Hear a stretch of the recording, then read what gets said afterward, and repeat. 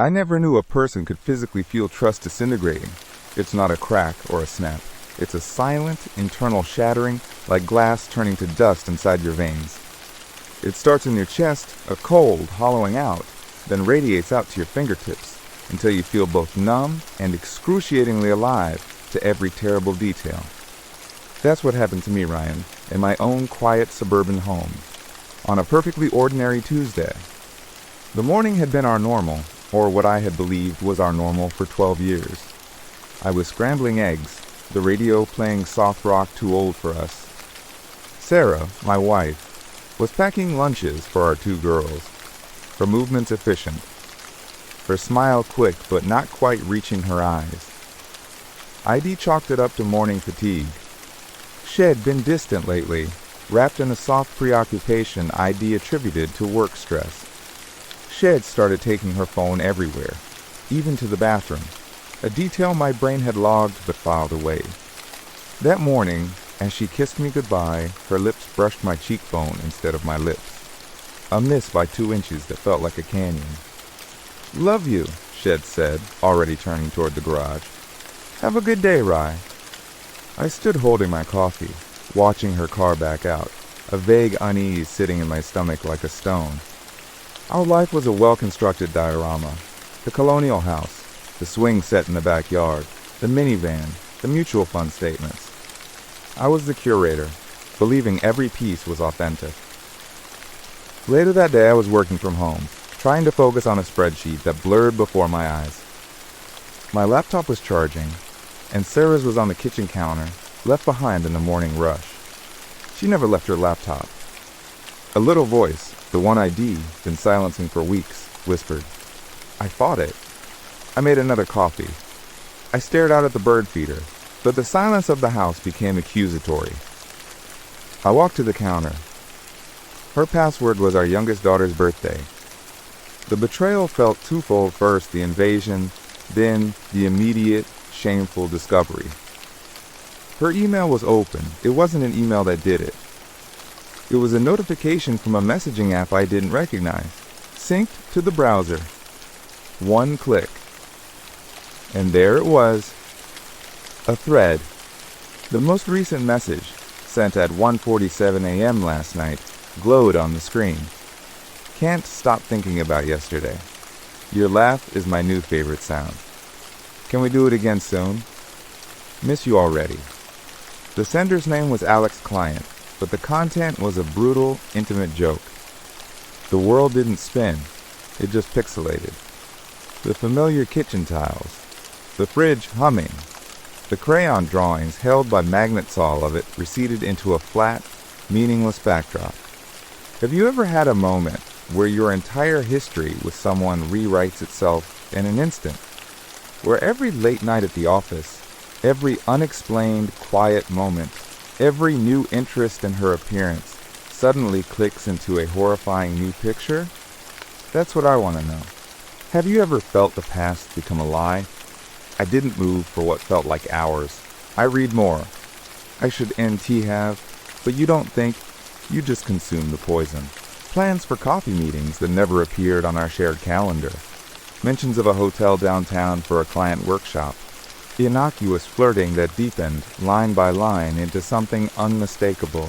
The Alex Client was Alex from her marketing firm, a guy she'd mentioned in passing for months, always with a casual, dismissive tone. That's fine, a bit of a tryhard. The tryhard who now knew the mole on her shoulder she was self-conscious about. The tryhard who made her laugh in a way I realized I hadn't heard in months. I felt like a ghost in my own home, haunting the scene of my own life's crime, the crime of being oblivious. I confronted her that night, not with rage, but with a terrifying calm. The girls were in bed. I was sitting at the dining table, her laptop open in front of me. She walked in, loosening her scarf, her smile fading when she saw my face. "What's wrong?"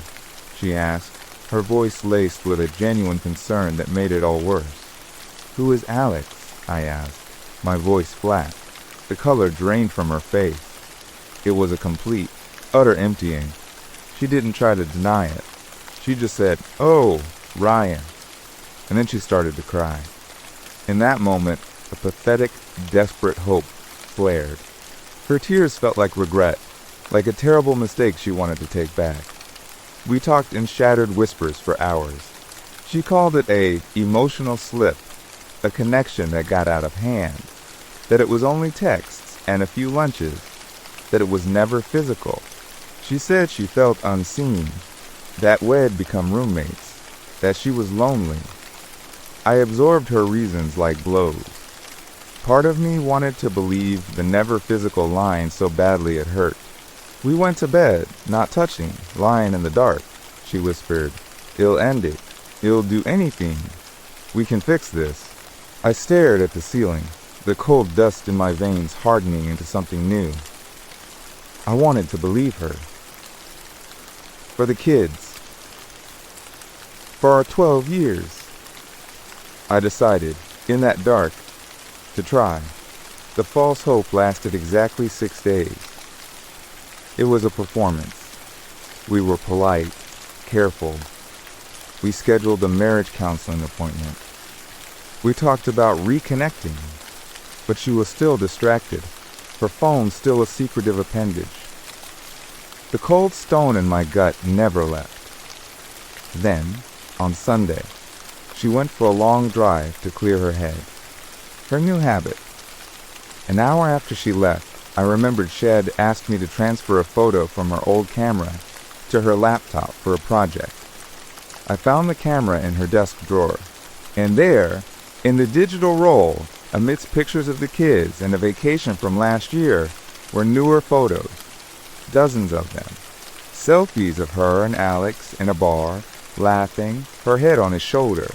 Then, a series from what looked like a cabin, them by a lake, them cooking in a small kitchen, and one, a casual, devastating snapshot. Alex, shirtless, asleep in a rumpled bed, sunlight streaming in a window I didn't recognize. The date stamp was from 2 weekends ago, when she was supposedly at a team-building retreat. The physical proof was a different kind of annihilation. The texts were a betrayal of the heart. This was a blueprint of a parallel life. I didn't break anything. I didn't cry. I sat on the floor of our home office, the camera in my hand, and I just planned. I calculated. When I heard her car pull in, I was waiting in the living room, the camera on the coffee table. She walked in, her face relaxed from her drive, and she saw it. She stopped. The performance was over for both of us. "You said it was never physical," I said, my voice eerily steady. "You said it was just texts." She didn't speak. She just looked at the camera and then at me, and her expression crumpled into pure, unadulterated shame. "Ryan, I stopped," I said. "Just stop. The retreat. The cabin. Who is he, really?" The story that tumbled out was the real one. It had been going on for 8 months. It was physical. It was, in her words, love. She said she hadn't meant for it to happen, that she was confused, that she loved us both. That last part was the final twist of the knife. You don't get to love the life you're dynamiting. The climax wasn't a scream. It was a quiet, logistical dismantling. It was me saying, "You need to leave. Tonight. Go to your sister's. Go to his cabin. I don't care." It was her, packed suitcase by the door, sobbing, begging for another chance, while I called her sister to come get her. It was the sound of that suitcase wheel on our hardwood floor, a sound ill always associate with an ending. It was me sitting on the top stair, listening to the silence she left behind, knowing I had to go check on my sleeping daughters, who had no idea their world had just fissured. I had to become their stability while mine was gone. Now, the house is too quiet in a different way. The diorama is broken, the pieces scattered. I am learning to distinguish between the silence of absence and the silence of peace. Some days, I can almost taste the latter. Thank you for listening to my story. It's a pain I know many of you might understand, and sharing it is part of my own healing. If this resonated with you, or if you faced your own moment of shattering trust, please share your thoughts in the comments below. Let's support each other. And if you want to hear more real, raw stories of relationships and survival, please subscribe and hit the notification bell.